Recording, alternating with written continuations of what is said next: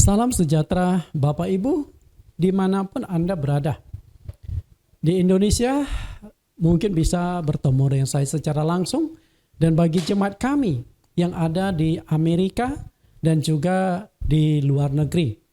Senang sekali walaupun kita terpisah dari jarak yang jauh, kita bisa tetap berjumpa kembali melalui ibadah live streaming.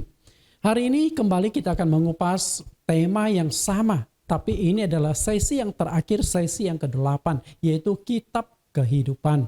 Nah, tema ini memang merupakan satu tema yang penuh dengan misteri, tapi banyak kebenaran yang terungkapkan melalui kitab kehidupan ini.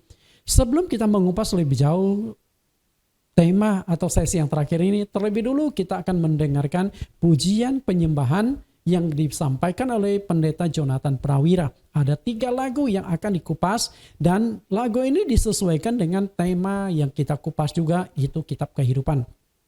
Judul yang pertama adalah Tanah Perjanjian. Tanah Perjanjian ini adalah satu lukisan. Kita akan sampai ke Tanah Perjanjian di sorgawi. Sebagaimana bangsa Israel keluar dari Mesir menuju ke Tanah Kanaan, melakukan perjalanan panjang 40 tahun. Sampailah mereka di tanah Kanaan yang dijanjikan Tuhan. Nah, demikian pula Mesir itu ibarat dunia, perjalanan menuju ke tanah Kanaan itu adalah perjalanan hidup kita, iman kita. Sedangkan tanah perjanjian itu adalah gambaran dari surgawi. Masalahnya adalah, apakah namamu sudah tercatat di kitab kehidupan belum sebelum engkau masuk ke tanah air surgawi? Itu paling penting. Lagu kedua, bertahan sampai pada kesudahan. Supaya kita bisa masuk surga, salah satu yang harus kita pertahankan itu adalah iman kita. Kita tidak gugur, kita tidak melanggar firman Tuhan, hidup kita layak untuk mendapatkan anugerah keselamatan. Bagaimana agar kita bisa bertahan sampai akhir? Hidup di dalam Tuhan. Hidup di dalammu. Itulah lagu yang terakhir. Kalau kita hidup di dalam Tuhan, maka berkat Tuhan, perlindungan Tuhan, penyertaan Tuhan, proteksi Tuhan, Tuhan akan berikan sampai kita masuk ke tanah perjanjian yang abadi, yaitu di sorga. Mari Pak Pendeta Jonathan dipersilakan membawakan lagunya.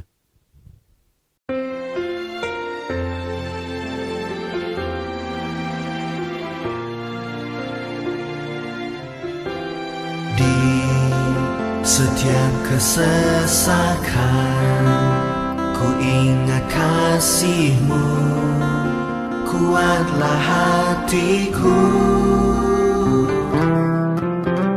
Di setiap kesukaran, ku ingat kuasa-Mu, kuatlah imanku. Seperti Kau telah membawa umat-Mu dari padang gurun ke tanah perjanjian.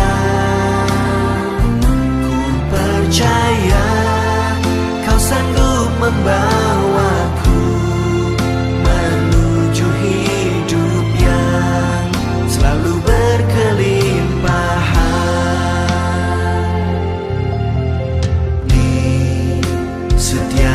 Kesesakan, ku ingat kasih-Mu, kuatlah hatiku. Di setiap kesukaran, ku ingat kuasa-Mu, kuatlah imanku. Seperti Kau telah membawa umat-Mu dari padang gurun ke tanah perjanjian.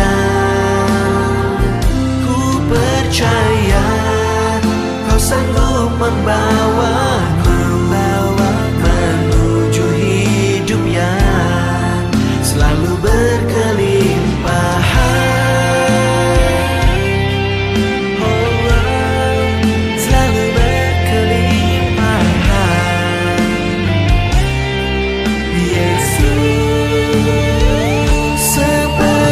Kau telah membawa umat-Mu dari padang gurun perjanjian. Oh, ku percaya kau sanggup membawaku menuju hidup yang selalu berkelimpahan, menuju hidup yang selalu berkelimpahan.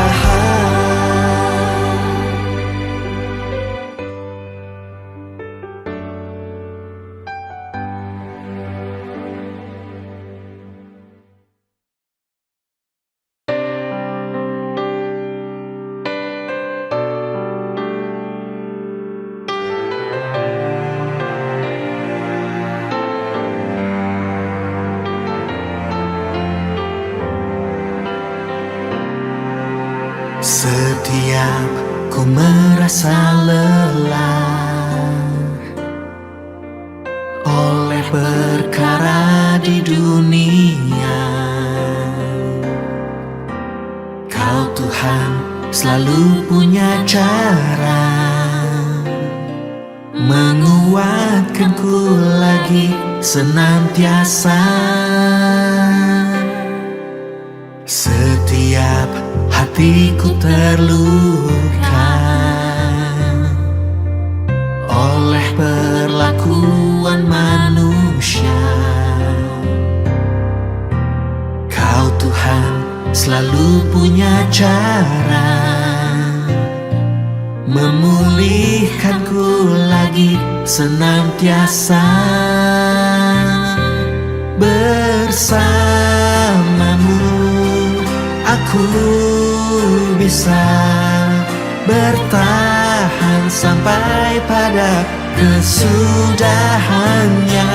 Ku percaya, ku terima kemenangan pada akhirnya. Setiap hatiku terluka oleh perlakuan manusia, Kau Tuhan selalu punya cara memulihkanku lagi senantiasa. Bersamamu aku bisa bertahan sampai pada kesudahannya. Ku percaya, ku terima kemenangan pada akhirnya. Bersamamu aku bisa kesudahannya. Ku percaya, ku terima kemenangan pada akhirnya. Kemenangan pada akhirnya.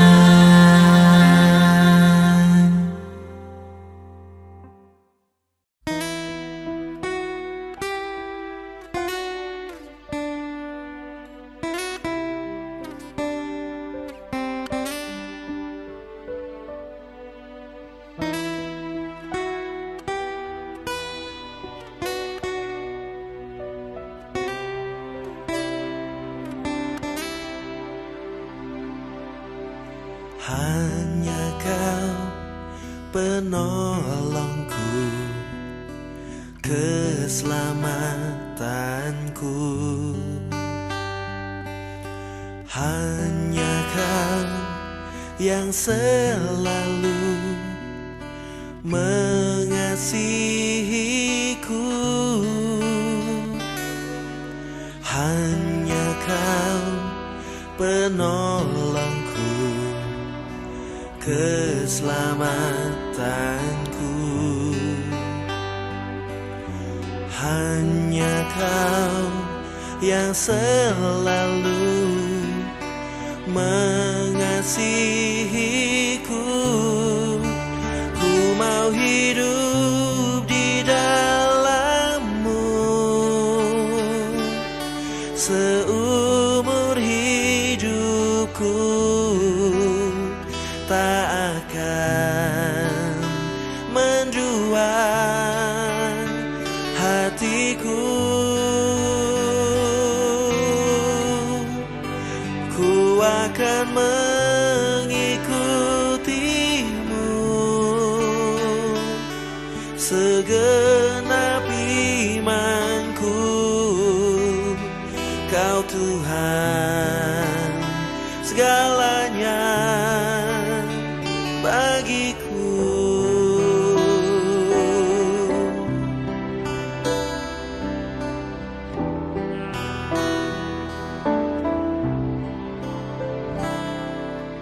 hanya Kau penolongku, keselamatanku. Hanya Kau yang selalu mengasihiku. Hanya Kau penolongku, keselamatanku. Hanya Kau yang selalu mengasihiku. Ku mau hidup di dalam-Mu seumur hidupku, tak akan mendua hatiku. Ku akan mengikutimu segenap imanku. Kau Tuhan segalanya bagiku.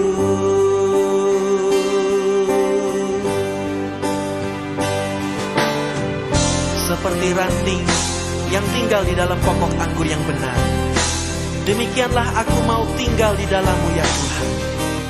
Sebab barang siapa yang tinggal di dalam-Mu, ia akan berbuah banyak, dan buahnya tinggal tetap. Dunia akan melihatnya, serta memuliakan nama Bapa-Ku yang di surga. Ku mau hidup di dalam-Mu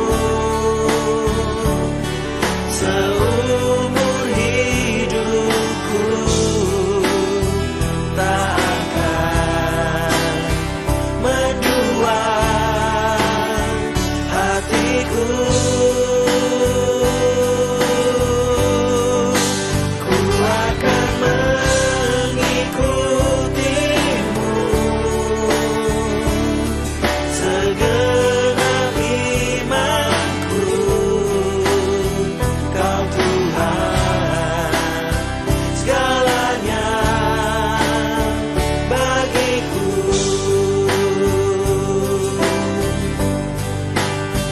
Kau Tuhan segalanya bagiku.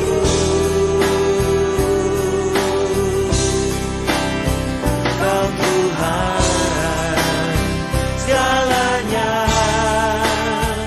bagiku.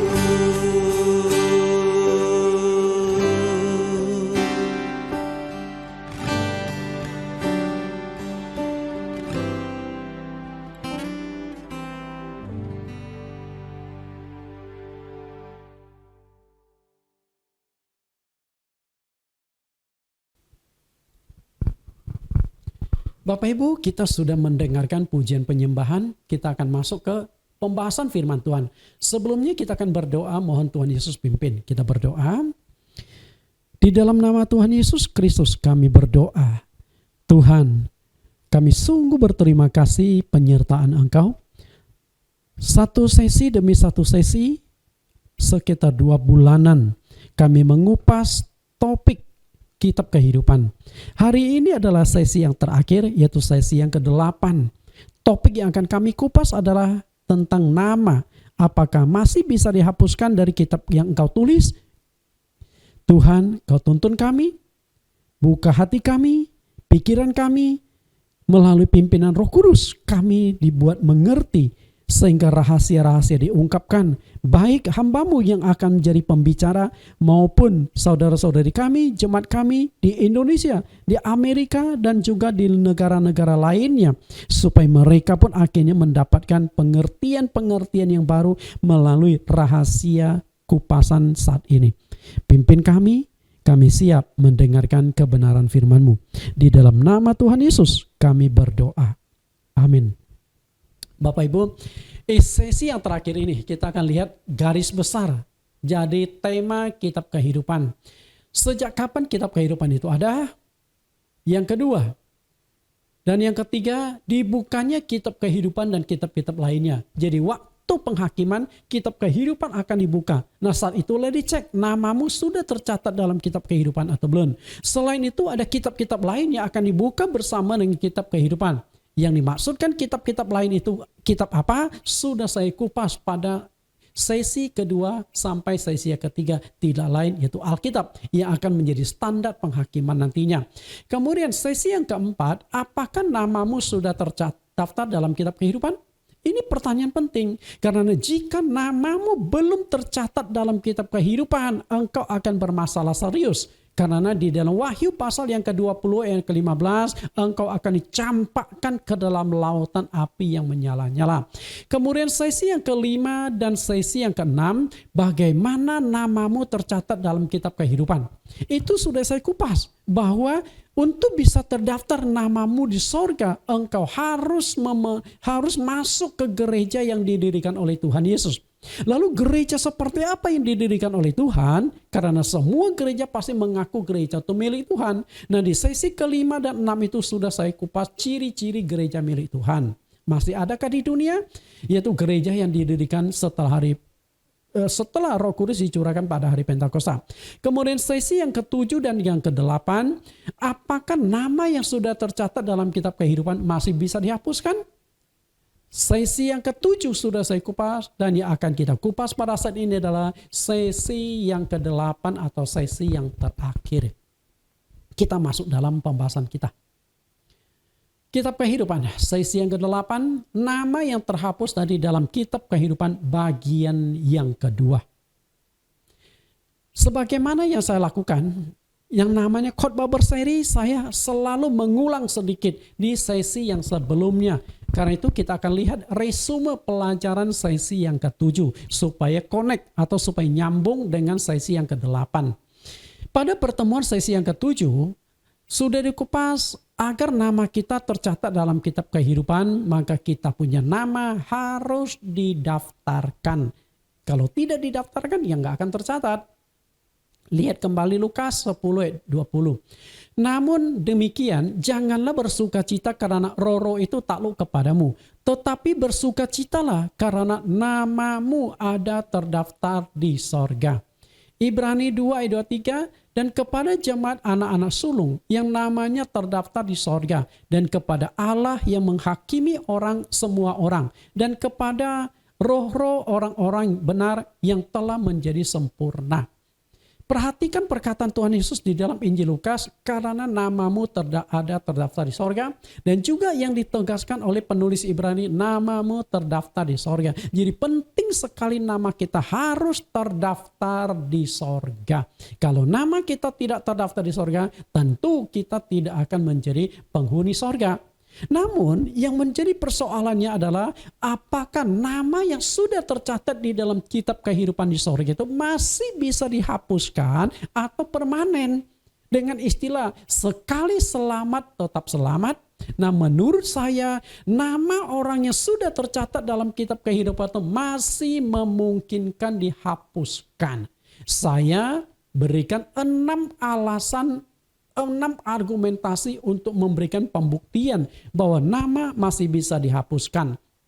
Dari ke-6 pembuktian itu saya berikan garis besarnya lebih dulu. Karena minggu kemarin sudah kita kupas 2 alasan.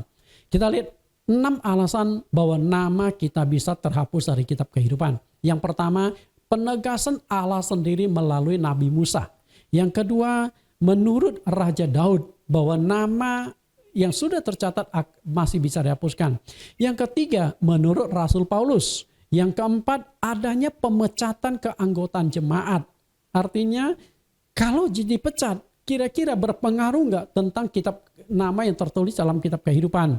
Yang kelima, kasus Rasul Yudas Iskariot. Menurut Anda, nama Yudas sudah tercatat atau belum? Dan kalau sudah tercatat, ketika dia menjual Yesus bahkan bunuh diri, apakah tetap selamat?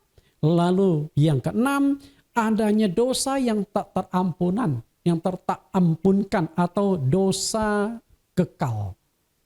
Kita sudah pada minggu yang lalu kita sudah kupas 2 poin itu. Nah, hari ini kita akan kupas poin 3 sampai poin yang ke-6. Kita masuk dalam pembahasan kita. Alasan yang ketiga, menurut Rasul Paulus bahwa nama orang yang sudah tercatat dalam kitab kehidupan masih bisa dihapuskan. Kita lihat nama yang sudah tercatat masih bisa dihapuskan. Sebelum kita membahas itu, kita coba renungkan. Menurut Anda, apakah nama Paulus sudah tercatat dalam kitab kehidupan atau belum? Kalau saya tanya, mungkin Anda akan berkata, oh sudah, namanya sudah tercatat. Tapi kan kita nggak bisa pakai perkiraan. Saya itu paling tidak suka pakai kira-kira. Saya itu paling suka kalau Anda bisa buktikan berdasarkan ayat-ayat Alkitab. Karena saya seorang pengajar. Seorang pengajar harus bisa membuktikan dalil, bisa membuktikan argumentasinya berdasarkan kebenaran-kebenaran Alkitab. Jadi bukan menurut tafsiran ini, tafsiran itu, tanpa ada dasar ayat Alkitab bisa dibuktikan. Nah, saya katakan bahwa nama Paulus itu sudah tercatat dalam kitab kehidupan. Lalu apa pembuktiannya? Kita lihat ayat ini. Filipi 4 ayat yang ketiga. Bahkan ku minta kepadamu juga Sunsugos, temanku yang setia, tolonglah mereka. Karena mereka telah berjuang dengan aku dalam pekabaran Injil. Bersama-sama dengan Clemens dan kawan-kawanku sekerja yang lain. Yang nama-namanya tercatat dalam kitab kehidupan.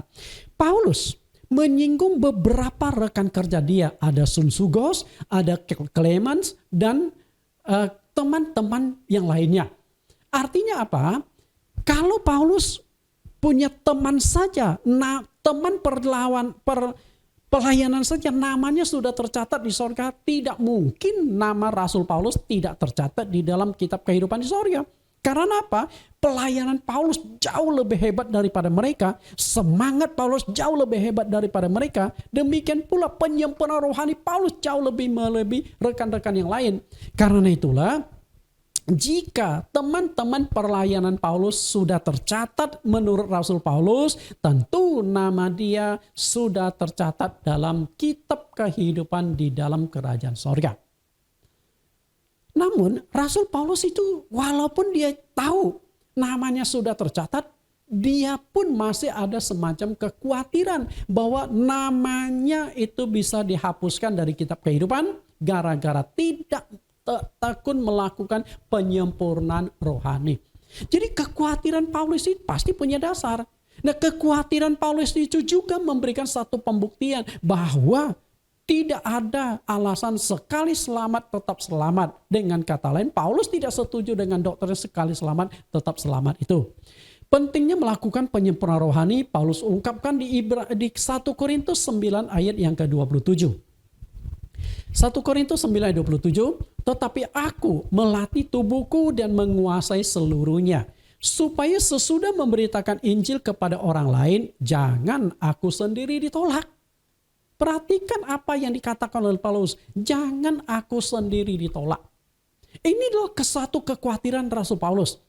Dia khawatir, jangan-jangan aku aktif memberitakan Injil, tetapi aku tidak masuk ke dalam kerajaan sorga.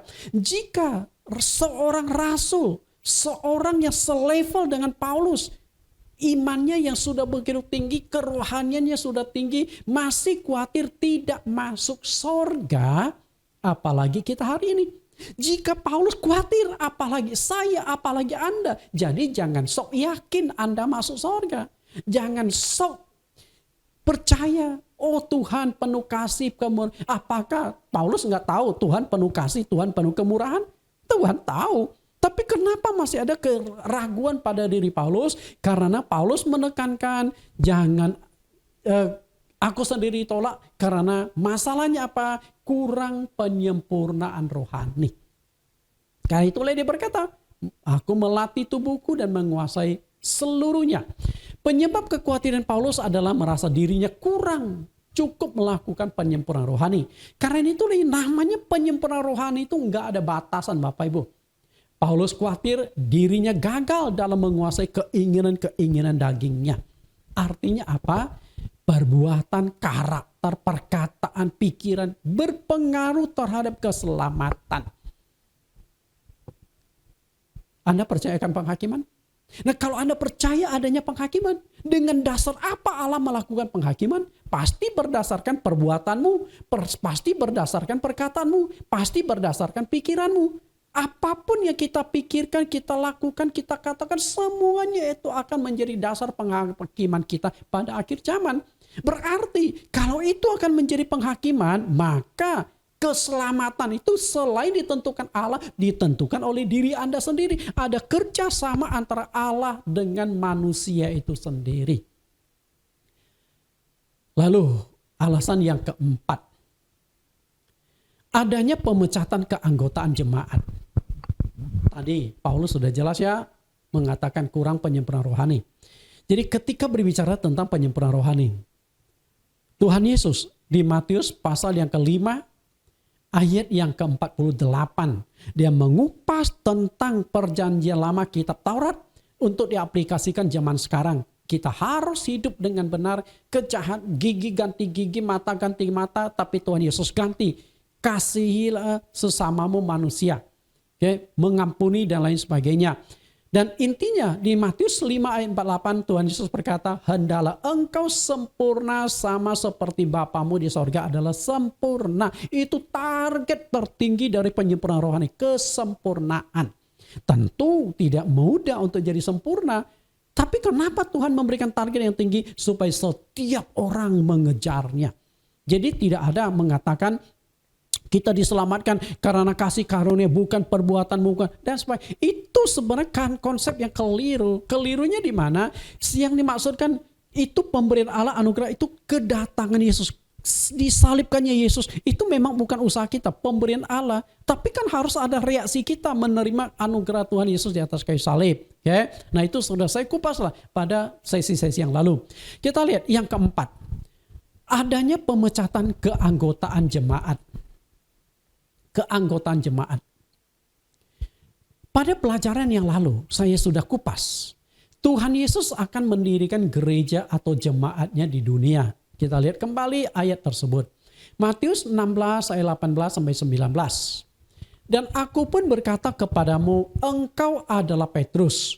Dan di atas batu karang ini aku akan mendirikan jemaatku. Perhatikan kata yang saya cetak warna hitam dan garis bawah. Aku akan mendirikan jemaatku. Ini adalah penegasan Tuhan Yesus yang akan mendirikan gereja. Karena jemaat itu adalah gereja. Lalu, dan alam maut tidak akan menguasainya. Kepadamu akan kuberikan kunci kerajaan sorga. Apa yang kau ikat di dunia ini akan terikat di sorga. Dan apa yang kau lepaskan di dunia ini akan terlepas di sorga. Ini penting sekali. Bapak Ibu harus bisa memahami perkataan Tuhan di Matius 16 ayat 18 19 karena berbicara tentang otoritas gereja milik Tuhan. Nah, kalau bicara otoritas berarti gereja itu punya satu wewenang, satu kuasa. Kuasa apa? Kuasa untuk mengikat dan kuasa untuk melepas. Walaupun banyak pendeta salah menafsirkan tentang apa yang kau ikat di dunia ini akan terikat di sorga, ditafsirkan dari sudut persembahan atau persembahan persepuluhan, itu salah besar. Karena itu tidak berbicara tentang persepuluhan. Jadi jangan salah tafsir ya. Kita lihat dulu ikat dan lepas. Apa yang kau ikat? Lihat kembali Matius 16 ayat 19 yang sudah kita baca. Lalu Matius 18 ayat 18. Kata-katanya itu persis. Kalimatnya persis. Jadi penulis dari Matius ini, Injil Matius ini, apakah dia mengkopi ulang atau gimana? Tapi kalimat yang Tuhan Yesus ucapkan itu persis sama. Saya baca ulang. Saya baca di Matius 16 ayat 19. Nah Bapak Ibu baca di Matius 18 ayat 18. Pasal dan ayatnya beda tapi kitabnya sama. Saya bacakan ayat 16 ayat 19. Kepadamu akan kuberikan kunci kerajaan sorga. Apa yang kau ikat di dunia ini akan terikat di sorga. Dan apa yang kau lepas di dunia ini akan terlepas di sorga. Sama gak Bapak Ibu? Persis sama. Hanya ada sedikit berubah. Aku berkata kepadamu sesungguhnya. Ya, itu beda sedikit. Nah, walaupun beda, intisarinya itu sama. Apa yang kau ikat di dunia ini, perhatikan dua kata ini. Apa yang kau ikat di dunia ini, sama persis kata itu, hurufnya. Diikat di dunia artinya adalah ketika nama Anda tercatat dalam keanggotaan jemaat di gereja lokal, gereja yang didirikan oleh Tuhan Yesus, maka secara otomatis nama Anda juga akan tercatat dalam kitab kehidupan di sorga. Jadi jangan anggap remeh gereja Anda. Jangan anggap remeh gereja milik Tuhan. Jangan anggap remeh gereja lokal. Karena gereja itu punya otoritas. Walaupun otoritasnya itu tidak kelihatan, tapi ada kuasa dari gereja milik Tuhan. Karena gereja milik Tuhan itu di dunia adalah duta-duta kerajaan sorga. Nah, hanya gereja milik Tuhan lah yang punya koneksi ke sorga. Sehingga diikat di dunia ini akan terikat di sorga. Artinya ketika namamu terdaftar di dalam keanggotaan jemaat gereja itu, maka namamu akan tercatat di sorga juga. Itu sudah saya kupas pada pertemuan yang lalu. Kemudian kata lepas. Lihat kata lepas. Matius 16 ayat 19 dan Matius 18 ayat 18. Saya tidak usah baca lagi karena sudah kita baca tadi. Tapi di ayat yang ke-19 lah. Matius 16 ayat 19 dan Matius 18 ayat 18. Kita lihat kata yang kedua. Yang kau lepas di dunia ini akan terlepas di sorga. Jadi yang kau lepas di dunia ini, kata pun persis sama. Walaupun di pasal yang berbeda, tapi Matius menegaskan dua hal yang sama. Dilepaskan di dunia ini artinya ketika namamu dihapus dari dalam keanggotaan jemaat gereja yang didirikan oleh Tuhan. Maka secara otomatis nama Anda juga akan terhapus di dalam kitab kehidupan di sorga. Gak main-main Bapak Ibu. Karena ini tuh, kalau Anda sudah temukan gereja milik Tuhan, Anda sudah menjadi jemaat gereja milik Tuhan, Anda dipecat dari gereja milik Tuhan, masalah serius bagi Anda. Jadi jangan main-main. Kadang-kadang Anda tuh tidak memahami kebenaran tersebut tentang pemecatan. Karena kata lepas ini berarti sudah dikeluarkan. Dan ketika nama Anda yang sudah tercatat di gereja lokal dan sudah tercatat di sorga, ketika gereja lokal memecat Anda, di sorga pun akan dipecat. Nggak main-main dulu. Oke? Jadi ketika berbicara pemecatan itu tidak main-main, ini masalah serius. Tapi saya lihat banyak orang Kristen menganggap remeh gereja lokal. Menganggap remeh, oh gereja tanpa saya nggak bisa hidup karena saya paling memberikan persembahan paling besar. Sombong sekali. Anda yang membutuhkan keselamatan loh, hati-hati ya. Kita lihat otoritas mengikat dan melepas.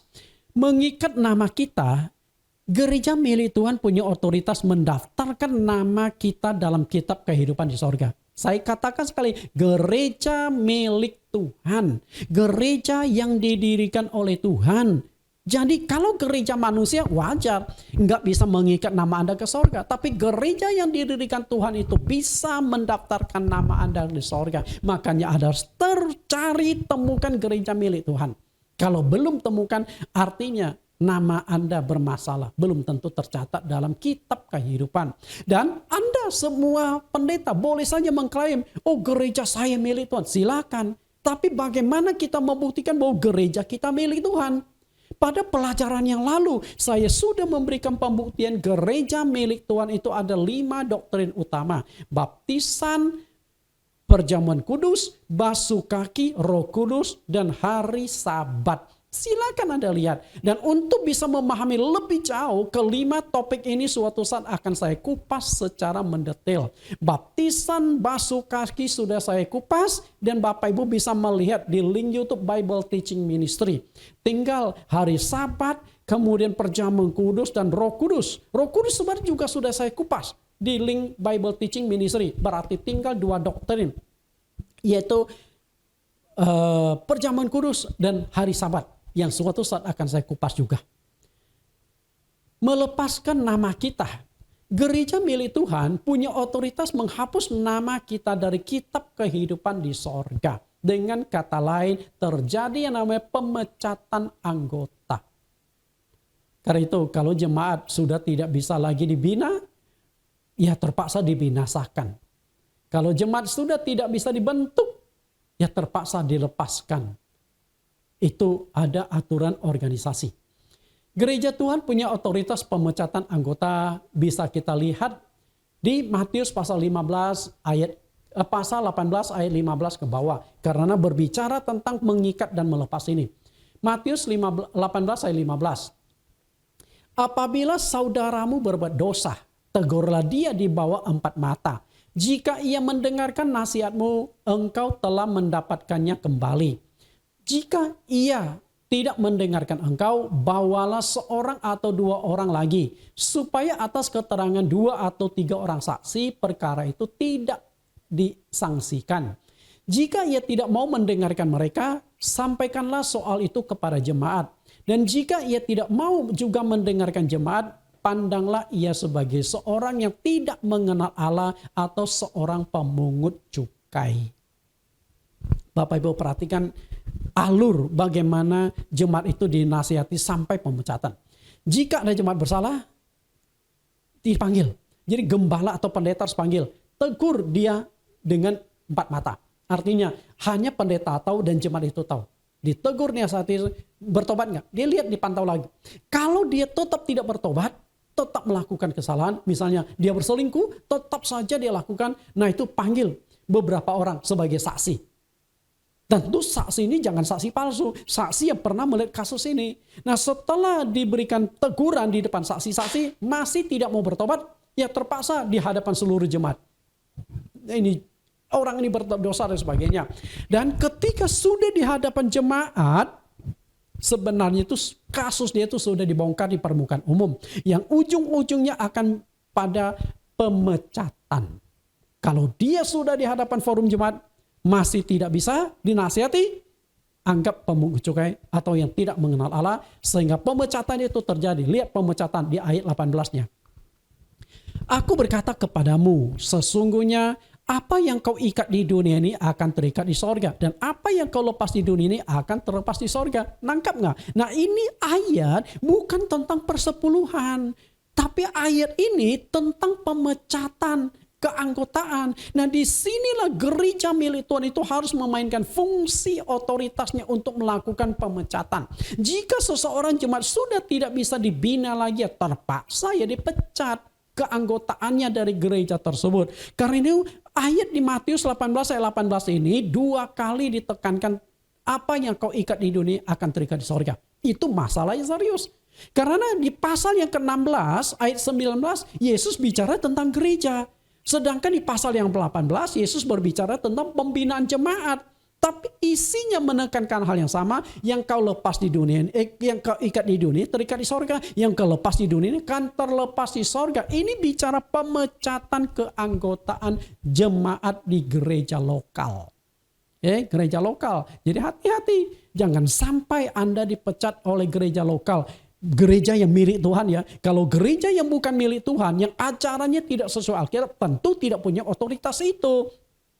Tapi gereja milik Tuhan yang ajarnya sudah sesuai dengan Alkitab punya otoritas itu. Karena itu jangan main-main sama gereja milik Tuhan. Nah zaman sekarang gereja atau hamba Tuhan sudah jarang sekali melakukan pendisiplinan keanggotaan. Sehingga kata pemecatan anggota menjadi sesuatu yang asing dan dianggap kejam pada zaman sekarang. Betul nggak? Makanya sudah jarang kita dengar pemecatan-pemecatan. Kenapa bisa demikian ya? Anda tahu nggak? Pemecatan, dipecat sebagai jemaat. Permasalahan adalah ini. Pada zaman gereja awal, gereja yang didirikan oleh Tuhan Yesus melalui Roh Kudus pada hari Pentakosta, pemecatan keanggotaan itu masih dilakukan dengan 2 tujuan.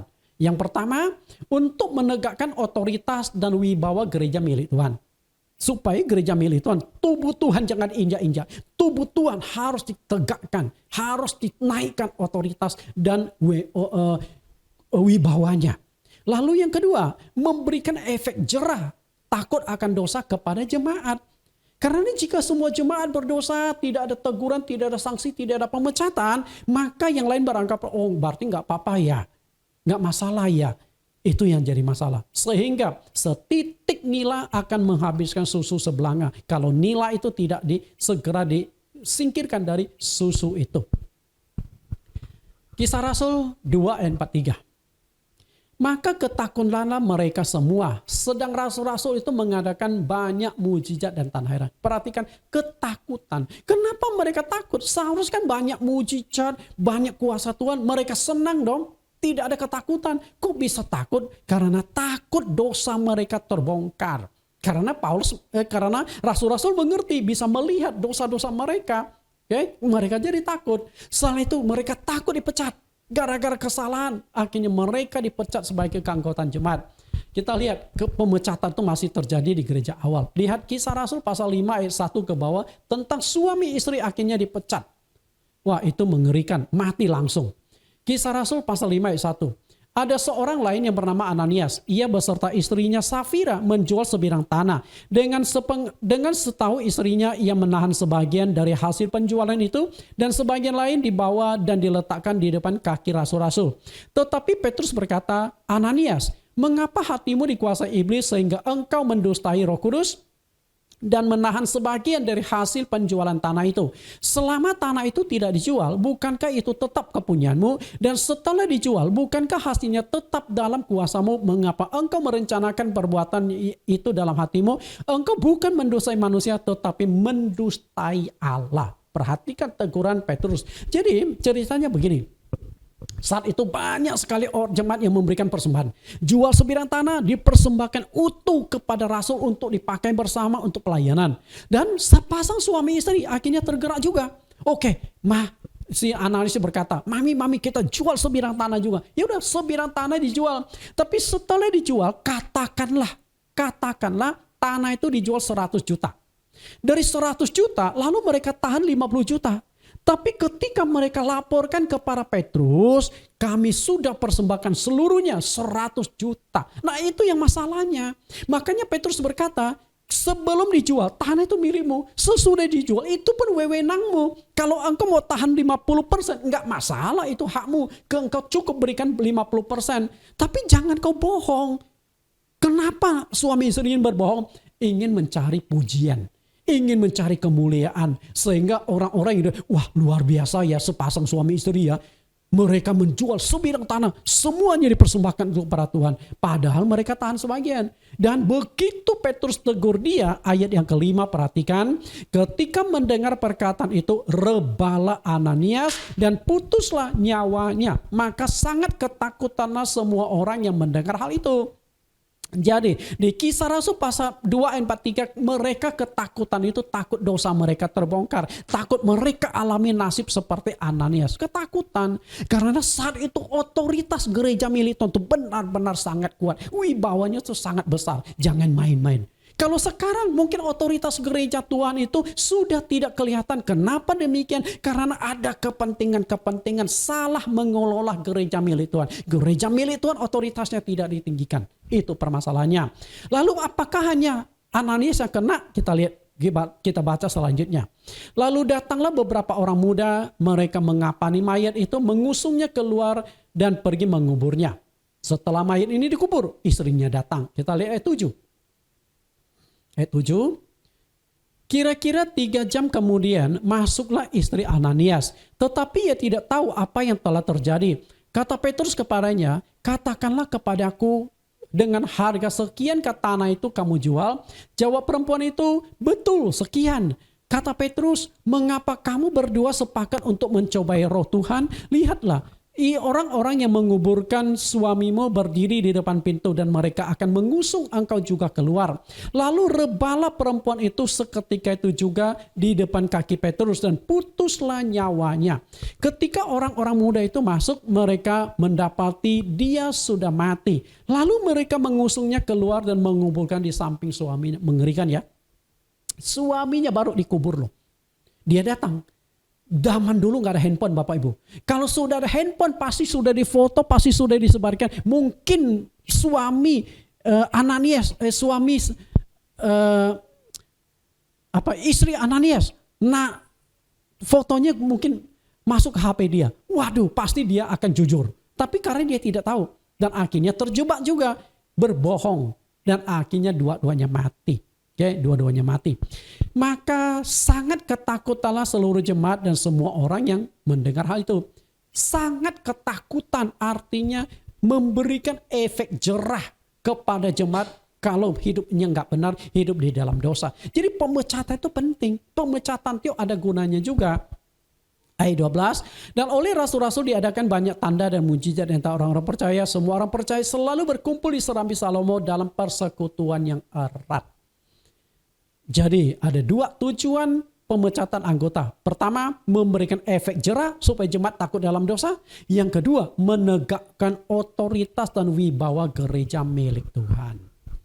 Kalau pemecatan itu begitu penting, lalu kenapa hari ini pemecatan tidak dilakukan? Betul nggak? Nah, saya akan kupas nanti. Pemecatan jemaat di gereja Korintus. Kita lihat secara spesifik. Jemaat Korintus dituliskan ada pemecatan. Kenapa jemaat Korintus? Karena hidup jemaat gereja Korintus sangat duniawi. Sangat parah.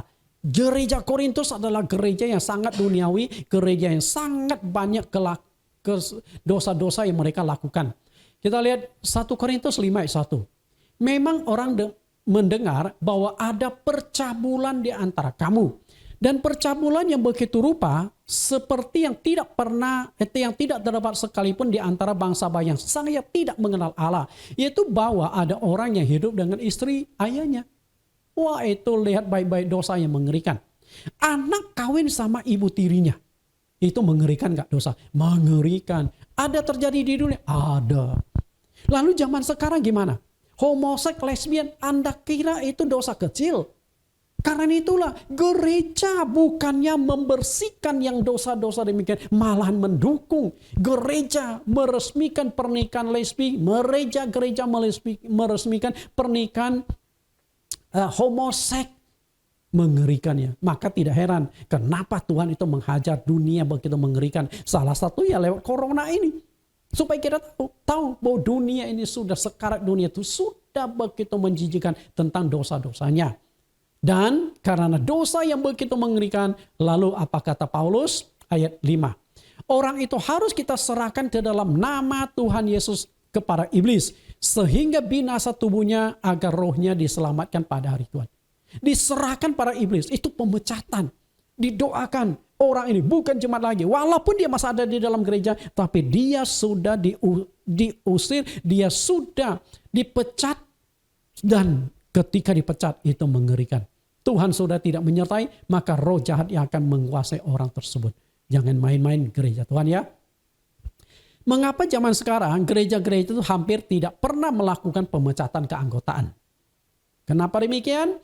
Karena manajemen gereja telah mengalami perubahan. Itu persoalannya.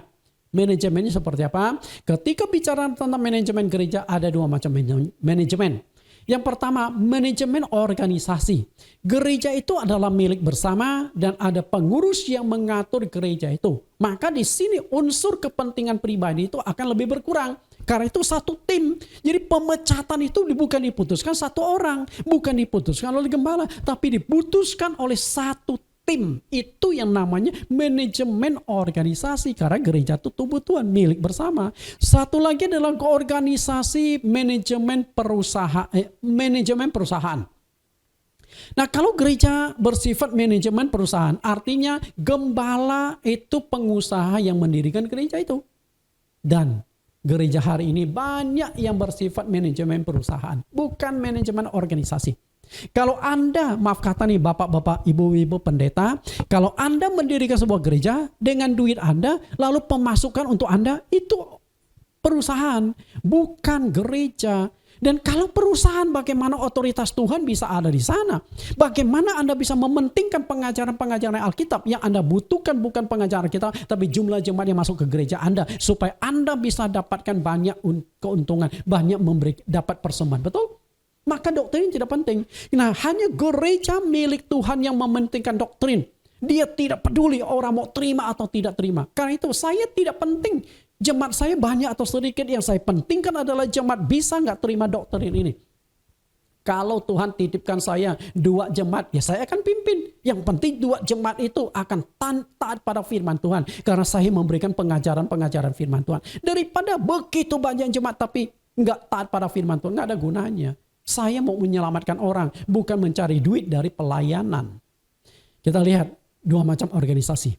Nah, kalau organisasi kalau manajemen yang bersifat perusahaan, pemecatan otoritasnya itu ada di pemilik perusahaan itu. Apakah Anda punya hubungan yang baik dengan pemilik perusahaan? Dan apakah Anda menguntungkan perusahaan? Nah, kalau Anda menguntungkan perusahaan, biar Anda jelek-jelek pun dipertahankan. Ibaratnya beginilah. Ya, ibarat begini. Ada seorang jemaat. Hidupnya rusak, hancur. Oke? Dalam dosa seksual, kemudian suka nipu dan sebagainya. Tapi jemaat tersebut mungkin memberikan persembahan-persembahan rutin setiap bulan 100 juta. Nah, dengan kondisi jemaat demikian, gembalanya berani pecat dia apa enggak? Kalau pecat, 100 juta hilang loh. Maka gembala akan mikir, mau pecat dia atau pertahankan. Akhirnya banyak gembala-gembala yang tutup mata. Masa diam-diam kayak yang nggak tahu. Padahal dia tahu. Dan ketika engkau tahu, engkau tidak lakukan pembersihan di rumah Tuhan, engkau berdosa kepada Tuhan. Jadi nggak main-main loh. Oke? Tapi kalau engkau pecat, engkau kehilangan. Itu serba salah. Nah, disinilah serba salah itu harus tetap tegakkan kebenaran firman Tuhan. Walaupun dia berdosa, walaupun dia memberikan persembahan besar, tapi kalau dia berdosa harus ditegur supaya dia bertobat. Kalau tidak bertobat tetap dipecat. Jangan pikirkan 100 juta, 200 juta, 1 miliarnya. Tidak peduli. Karena itulah saya, walaupun gereja tidak besar, tapi kalau ada jemaat saya yang tidak benar, hidup di dalam dosa, sudah dinatesi, sudah tidak ditegur, tidak bertobat, pemecatan terjadi. Dan tentunya ketika saya melakukan pemecatan, saya bawa dalam forum rapat, dalam tim kepengurusan gereja saya. Oke.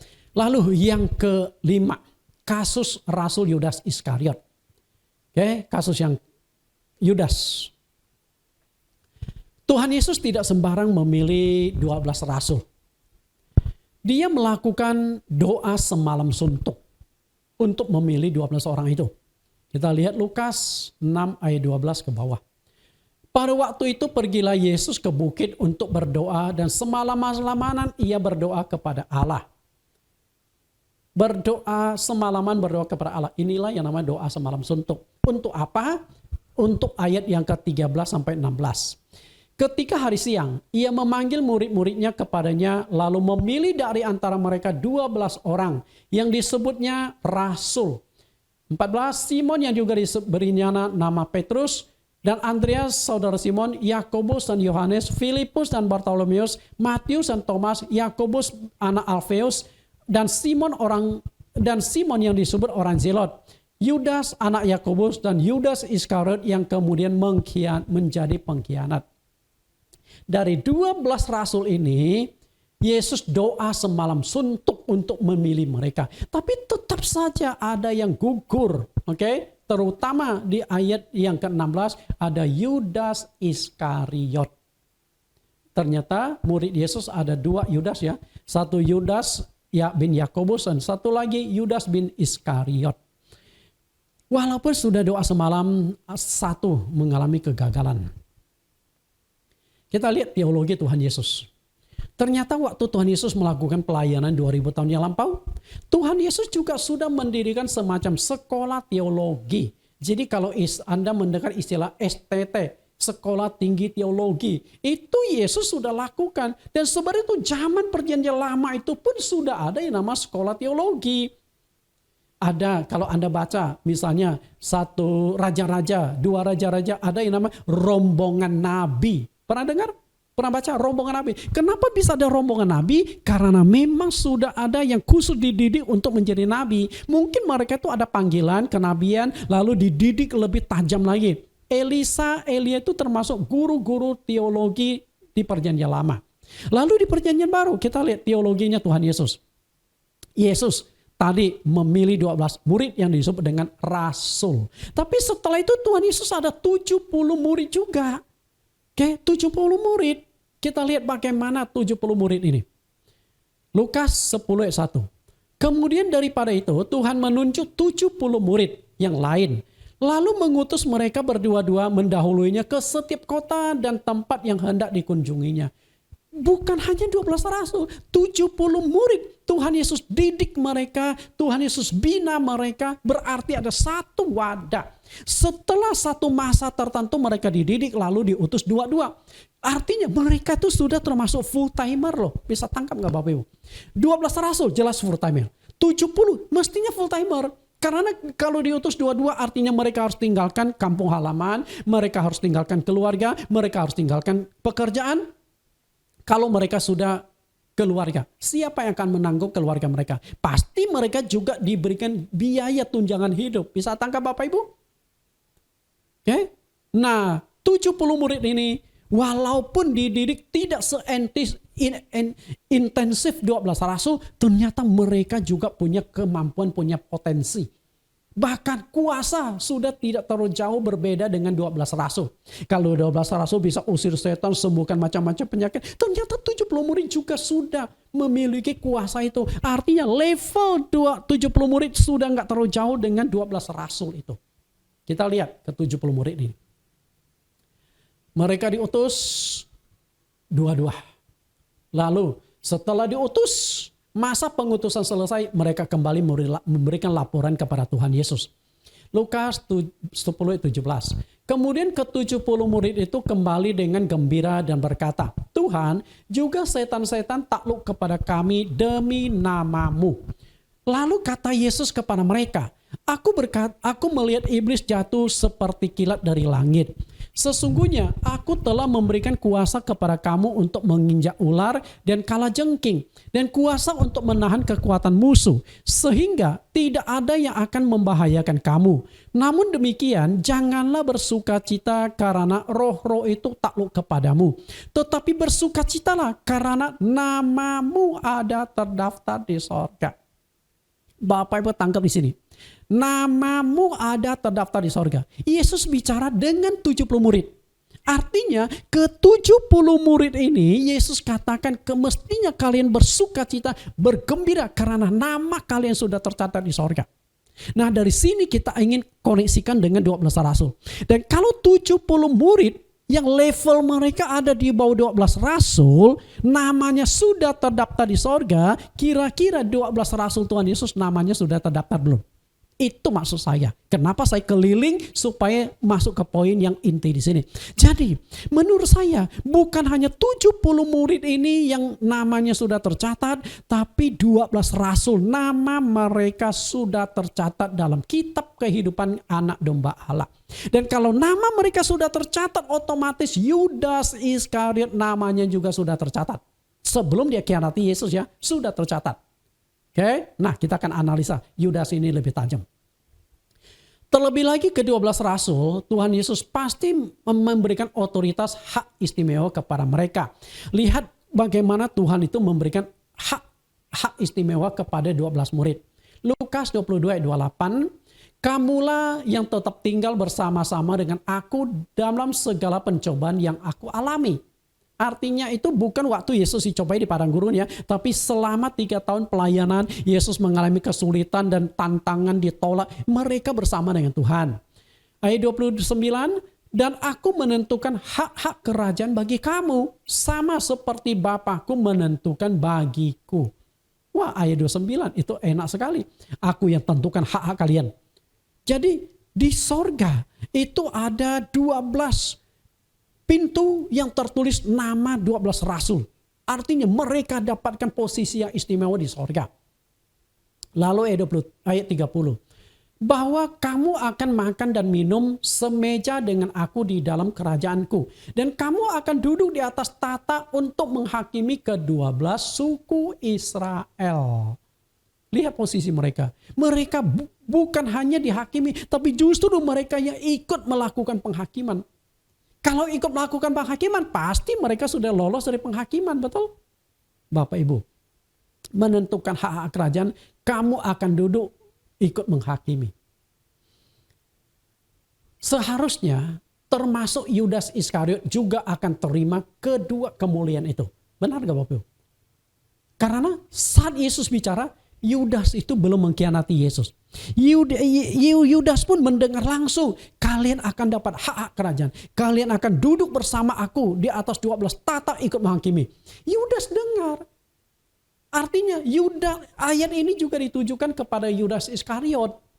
Tapi apa yang terjadi dengan Yudas akhirnya kita lihat dari 12 murid Yesus.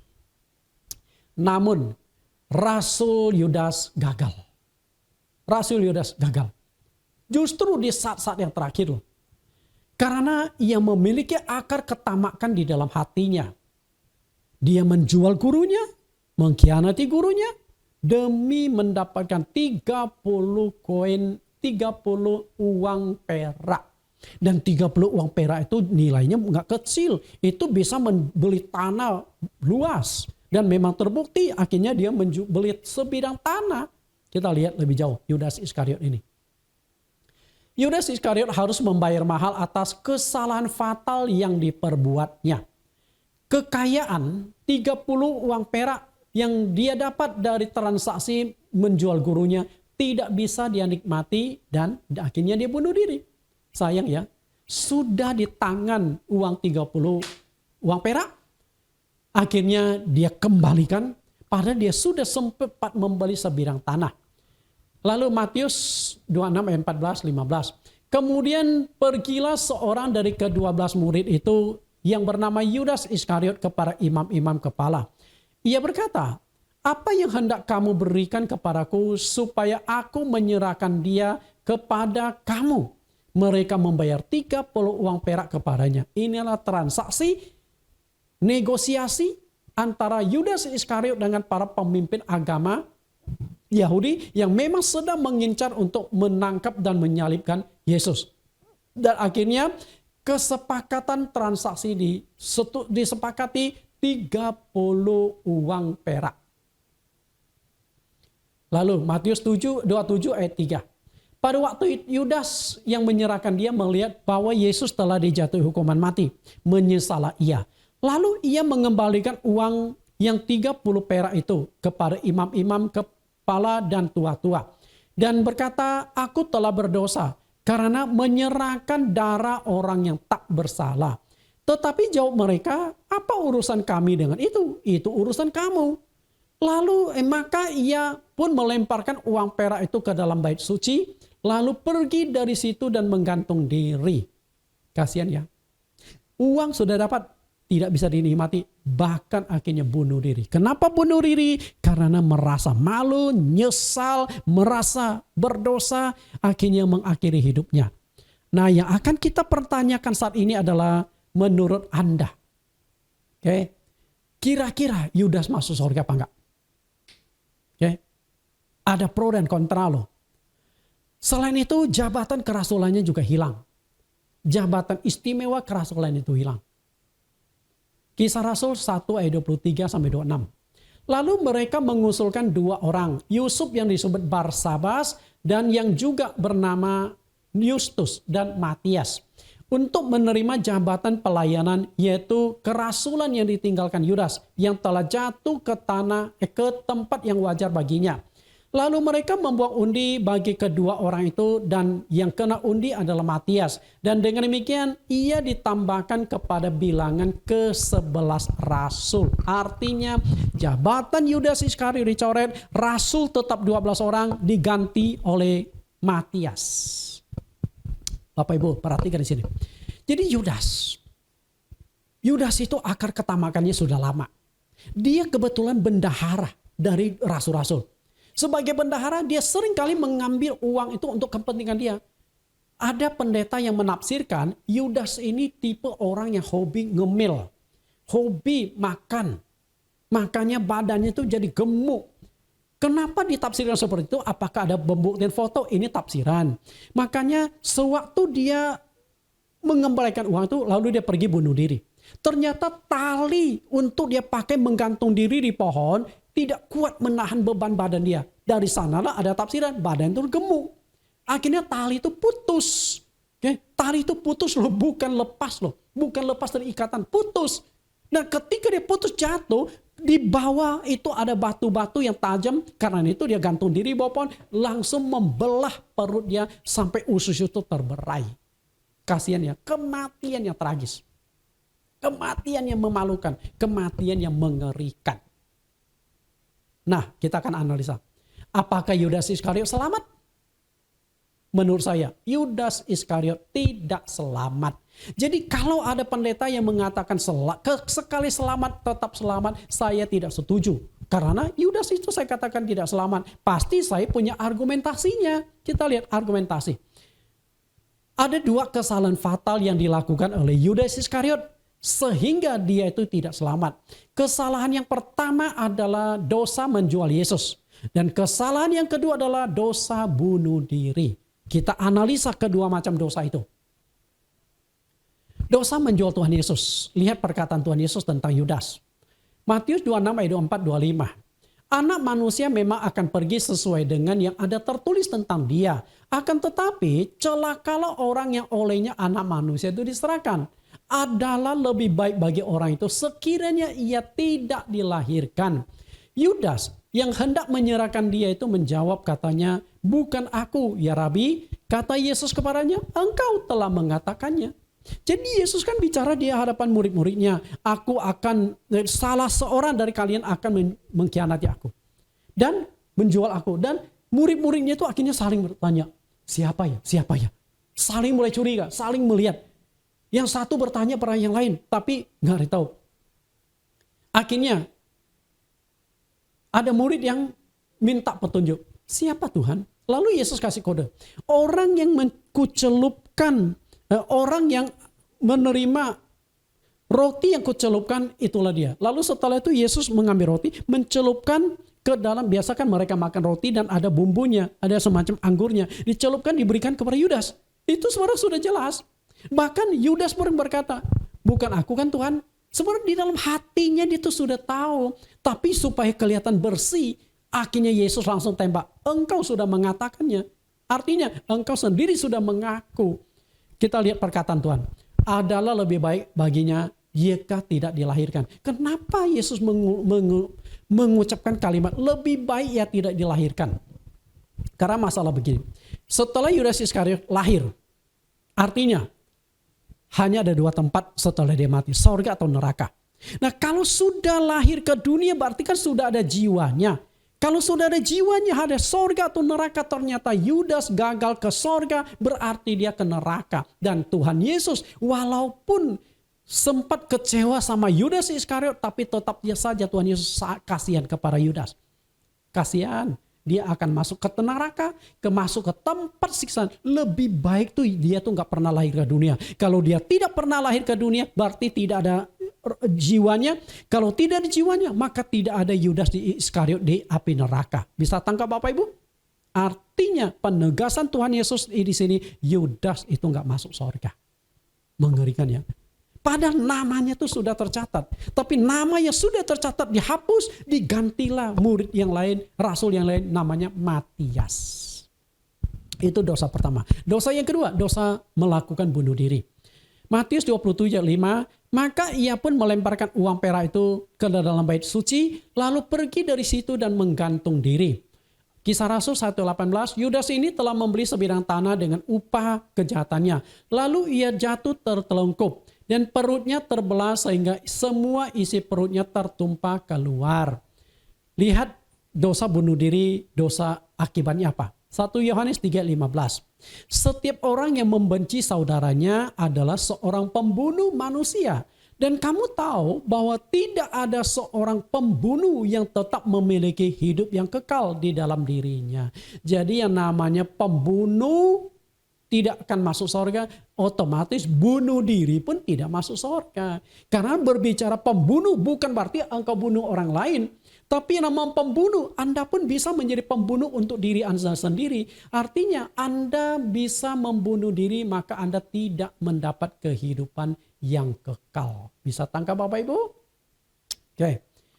Jika Yudas tidak selamat atau tidak masuk surga, apakah nama Yudas itu akan dihapuskan dari kitab kehidupan? jelas nama Yudas dihapus dari kitab kehidupan.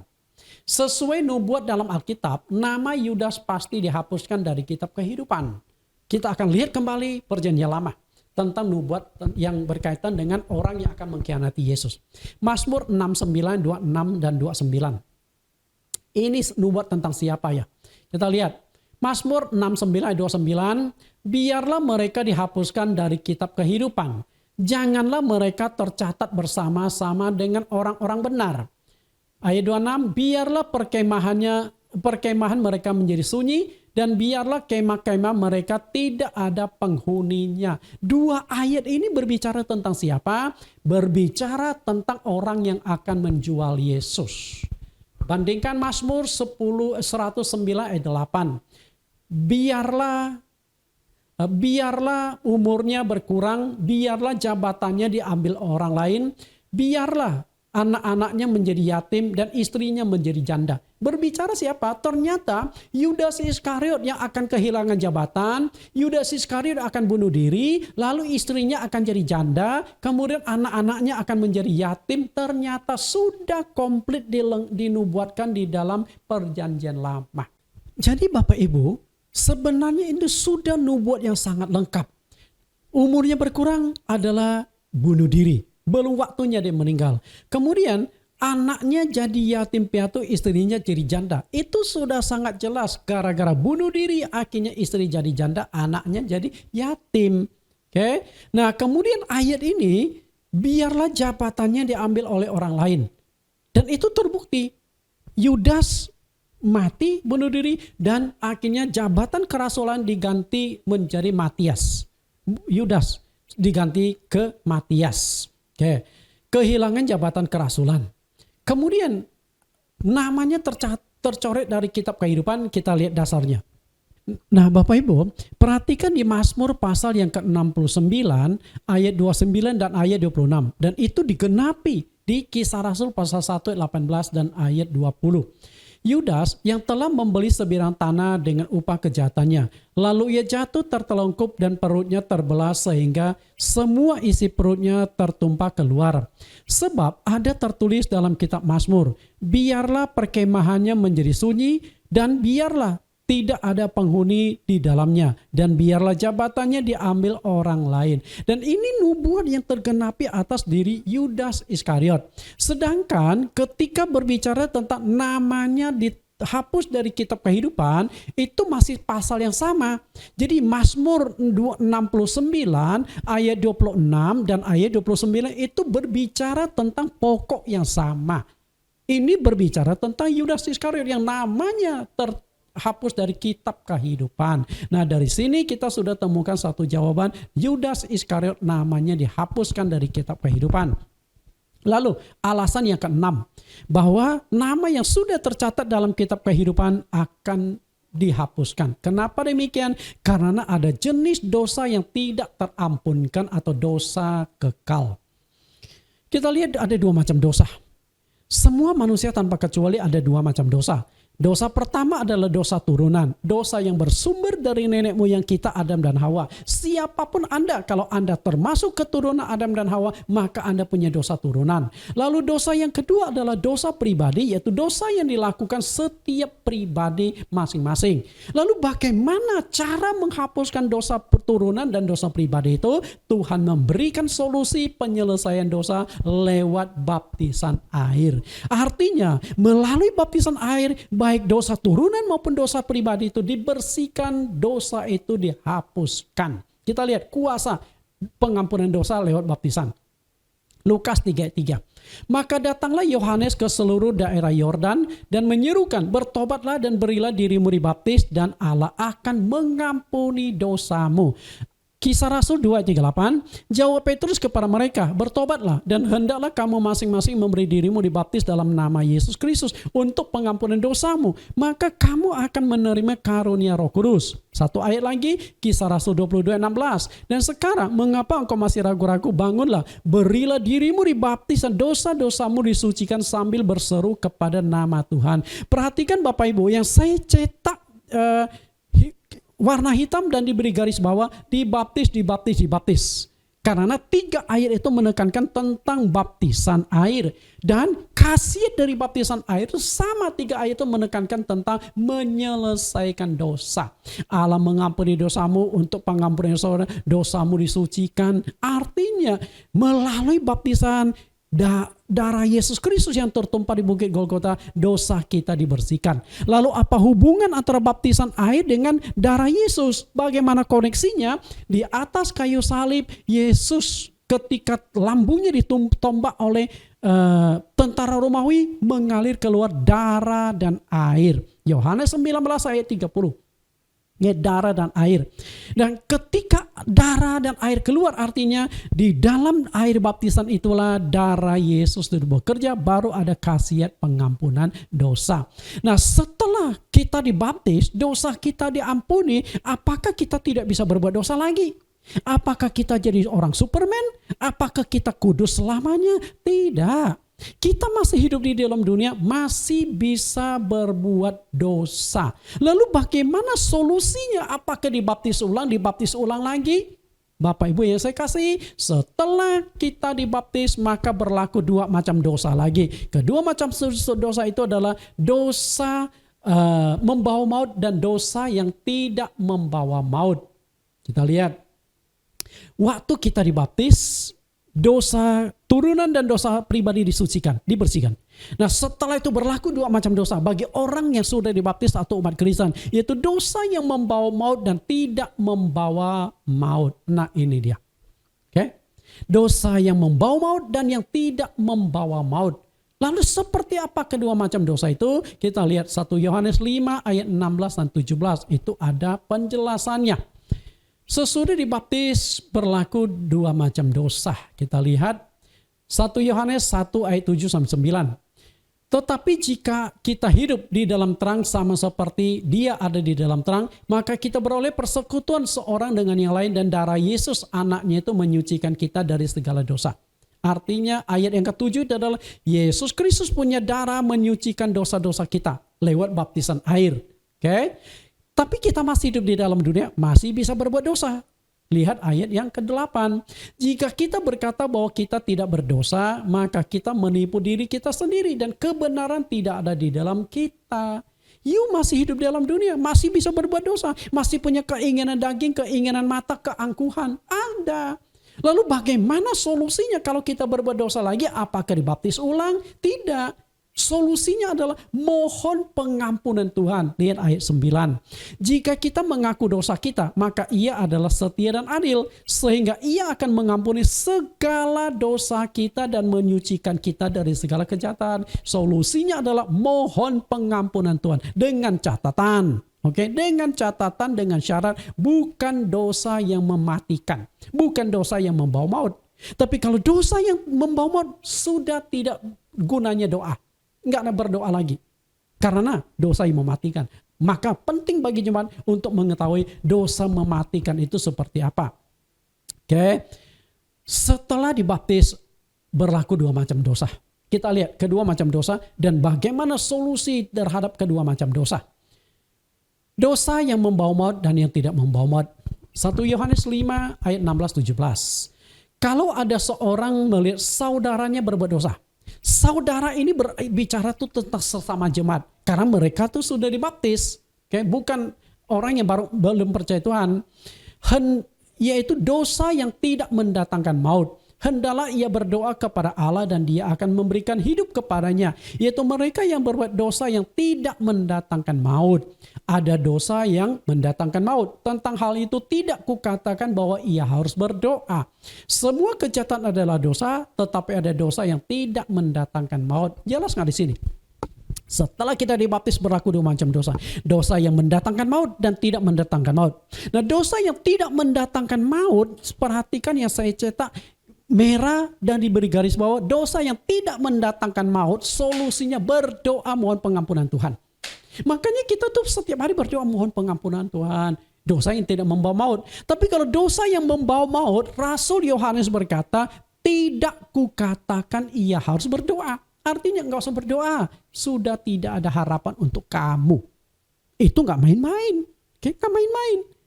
Jadi ada dosa yang mengerikan. Lalu dosa yang membawa maut itu seperti apa? Oke Bapak Ibu. Dosa yang tidak membawa maut dan dosa yang membawa maut. Dosa yang tidak membawa maut solusinya adalah berdoa. Oke, berdoa. Perhatikan kembali 1 Yohanes 1:9. Jika kita mengaku dosa kita, maka Ia setia adil dan sehingga Ia akan mengampuni segala dosa dan menyucikan kita dari segala kejahatan. Itu berbicara dosa yang tidak mendatangkan maut. Jadi jangan salah tafsir, seakan-akan semua dosa pasti bisa dibereskan. Penulis kitabnya sama. Nggak mungkin dong Yohanes katakan di pasal yang ke-5 ayat yang ke-17 ada dosa yang mendatangkan maut, nggak usah berdoa lagi. Lalu di pasal 1 ayat 9 mengatakan semua dosa bisa dibersihkan. Bukan itu. Jangan salah memahami kebenaran kitab. Kadang-kadang dalam satu kitab ada 2 kalimat berbeda, harus lihat konteks keseluruhannya. Oke. Kemudian dosa yang membawa maut. Perhatikan apa yang terjadi. Lihat kembali 1 Yohanes 5 ayat 17. Ada dosa yang tidak 16. Ada dosa yang mendatangkan maut. Tentang hal itu tidak kukatakan bahwa ia harus berdoa. Artinya sudah nggak ada gunanya berdoa, percuma. Jadi mengerikan dosa itu. Lalu dosa apakah yang membawa maut itu? Yang begitu menakutkan, dosa kekal. Ada 2 dosa yang mematikan. Yang membawa maut. Sekali Anda lakukan, Anda sudah tidak ada harapan. Kedua dosa itu apa? Kita lihat. Begitu seriusnya sampai Allah pun tidak akan bisa memberikan pengampunan lagi. Lihat kedua macam dosa itu. Yang pertama dosa menghujat Roh Kudus. Markus 3 ayat 28-29. Aku berkata kepadamu, sesungguhnya semua dosa dan hujat anak-anak manusia akan diampuni. Ya, semua hujat yang mereka ucapkan. Tetapi apabila seorang menghujat Roh Kudus, ia tidak mendapat ampun selama-lamanya. Melainkan bersalah karena berbuat dosa kekal. Nah ini jenis dosa yang tidak diampuni. Lalu seperti apakah contoh menghujat Roh Kudus? Misalnya kasus Ananias dan Safira membohongi Roh Kudus, itu kasus juga. Lalu misalnya orang dipenuhi Roh Kudus, berdoa berbahasa roh, lalu Anda kata, oh itu sinting, oh itu kerasukan setan. Hati-hati, dia itu benar-benar dipenuhi Roh Kudus, Anda anggap itu roh setan, nah, itu bahaya. Nah lalu ada pekerjaan Roh Kudus. Hamba Tuhan diurapi Roh Kudus, melakukan manifestasi Roh Kudus, usir setan, menyembuhkan, lalu kita curiga, oh pasti dari setan. Nah itu bahaya, bahaya sekali. Kemudian dosa murtad dari Tuhan. Lihat dosa murtad. Ibrani 6 ayat 4-6. Sebab mereka yang pernah diterangi hatinya, yang pernah mengecap karunia sorgawi, dan yang pernah mendapat bagian dalam Roh Kudus, dan yang mengecap firman yang baik dan dari Allah, karunia-karunia dunia akan datang. Namun yang murtad lagi tidak mungkin diperbaharui sekali lagi sedemikian sehingga mereka bertobat. Sebab mereka menyalibkan lagi anak Allah bagi diri mereka sendiri dan menghinaan hukum. Tidak bisa diperbaharui lagi. Artinya sudah tidak ada kesempatan lagi. Karena itu jangan sampai murtad. Sekali Anda percaya Tuhan Yesus, pegang sampai akhir hidup Anda. Karena yang murtad sudah tidak bisa diperbaharui lagi. Kalau Anda sudah mengenal Yesus Kristus adalah juru selamat, maka habislah Anda. Kalau sampai Anda tinggalkan Yesus, murtad terhadap Tuhan Yesus. Jadi perhatikan kedua macam dosa itu.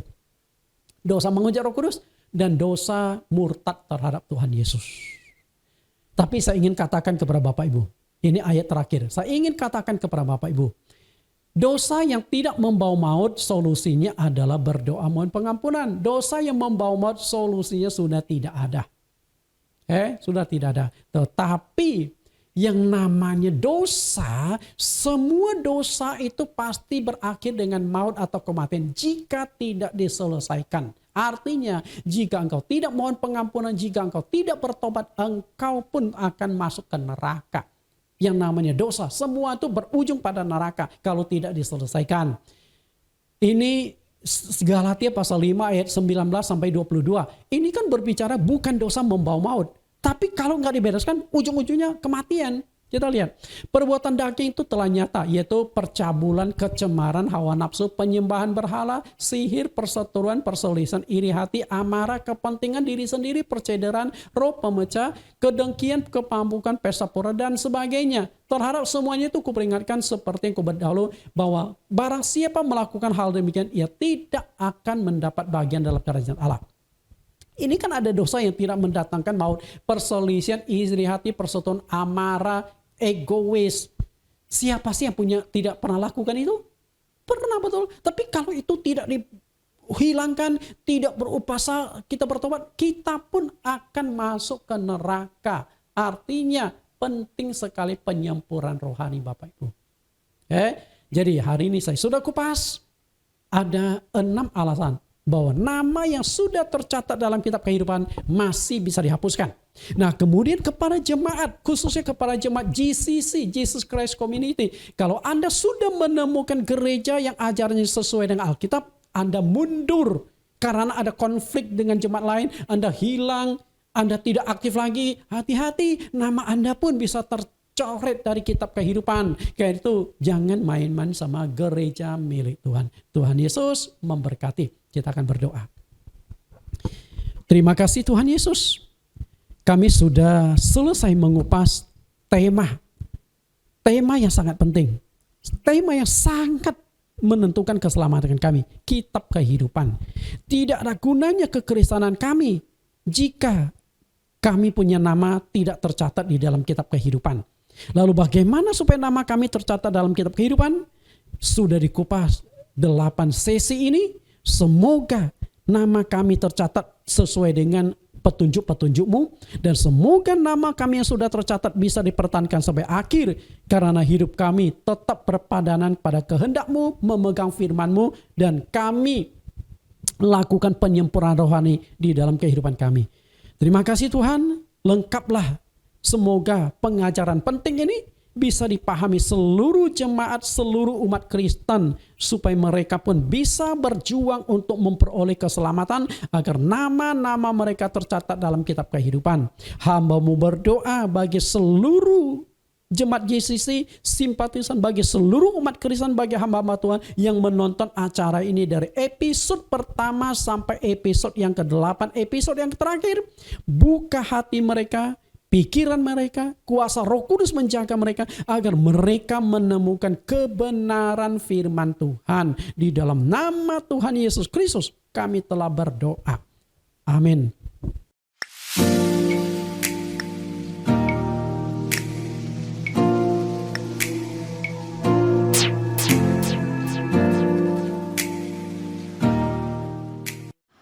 Shalom, Bapak Ibu Saudara sekalian yang dikasihi Tuhan Yesus Kristus. Kita sama-sama sudah mendengarkan kebenaran firman Tuhan hari ini. Diberkati Bapak Ibu Saudara sekalian. Haleluya, puji Tuhan. Terima kasih hambanya Bapak Pendeta Nathan Junarwan, di mana kami semua merasa diberkati oleh pelayanan Bapak melalui kebenaran firman Tuhan hari ini. Doa kami biar Bapak terus semakin diberkati dalam pelayanan, semakin terus Tuhan pakai luar biasa, sehingga banyak jiwa-jiwa dimenangkan, banyak jiwa-jiwa datang kepada Tuhan melalui pelayanan Bapak, sehingga nama Tuhan dimuliakan, nama Tuhan ditinggikan. Istri dan anak-anak semuanya diberkati dalam nama Tuhan Yesus Kristus. Baik Bapak Ibu Saudara sekalian yang dikasihi Tuhan Yesus Kristus, ada beberapa pengumuman. Di mana yang pertama, karena masih tingginya penyebaran COVID-19 varian Omicron, untuk sementara kita masih ibadah online yang diadakan 2 kali setiap minggunya. Ibadah yang pertama melalui via Zoom, yaitu dari jam 10 pagi sampai jam 11.30 siang. Yang kedua, ibadah via live streaming jam 4 sore sampai jam 6 sore. Diharapkan seluruh jemaat dan simpatisan GCC dapat ibadah bersama via online. Pengumuman yang kedua, melalui ibadah live streaming tiap jam 4 bulan ini sampai bulan Maret, Pendeta Nathan akan mengupas topik yang menarik dan penuh misteri, yakni Kitab Kehidupan, yang terdiri dari 8 sesi atau 8 episode. Pengumuman yang ketiga, pengangkatan dan pentabisan kepengurusan baru angkatan ketiga untuk masa bakti Februari 2022 sampai Desember 2024 terpaksa ditunda sementara waktu karena mengingat tingginya penyebaran virus Omicron, sehingga tidak memungkinkan untuk acara kumpul-kumpul. Pengumuman yang keempat, kelas pengajaran ilmu berkhotbah atau yang dibilang homiletika akan diadakan setiap hari Senin jam 7 malam sampai jam setengah 9. Akan dimulai tanggal 7 Maret 2022. Pesertanya sudah mencapai 100 orang. Puji Tuhan, banyak peminat, banyak pengkhotbah nih ya Bapak Ibu Saudara sekalian. Mari Bapak Ibu Saudara sekalian dikasihi Tuhan Yesus Kristus, kita sama-sama akan menaikkan pokok-pokok doa. Tuhan Yesus, kami mengucap syukur siang hari ini, kami bisa berkumpul walaupun berlainan tempat, walaupun kami ibadah online, tapi kami tetap Tuhan, Engkau Allah yang maha hadir, Engkau Allah yang luar biasa. Seruan doa-doa kami, Engkau saja Tuhan yang mendengar, Engkau juga yang akan menjawab doa-doa kami. Ada beberapa Tuhan doa yang kami naikkan, yaitu untuk jemaat yang sakit, untuk Bapak Bong Jingjung, papahnya Pendeta Nathan, karena kena stroke dan dirawat di rumah. Pendeta Stefanus Abraham yang terkena ginjal dan stroke, juga Bapak Pendeta Handato dalam pemulihan.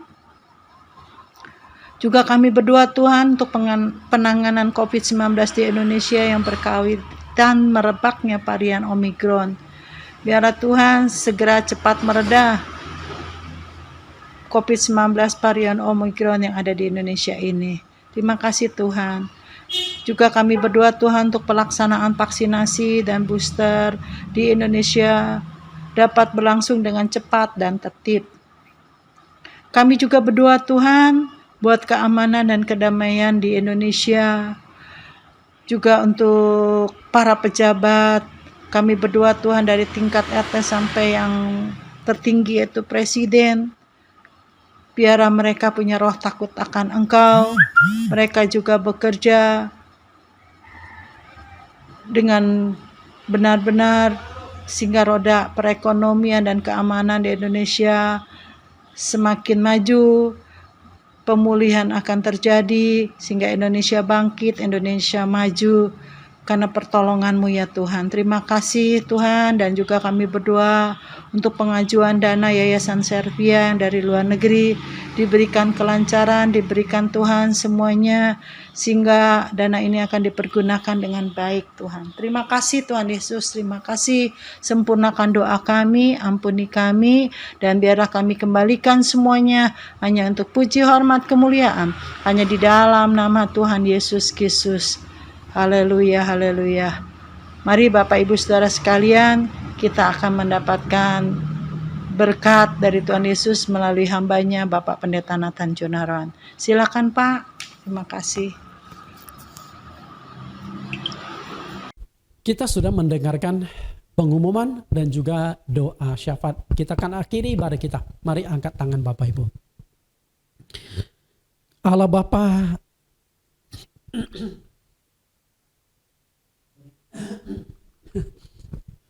ulang ya, edit ya.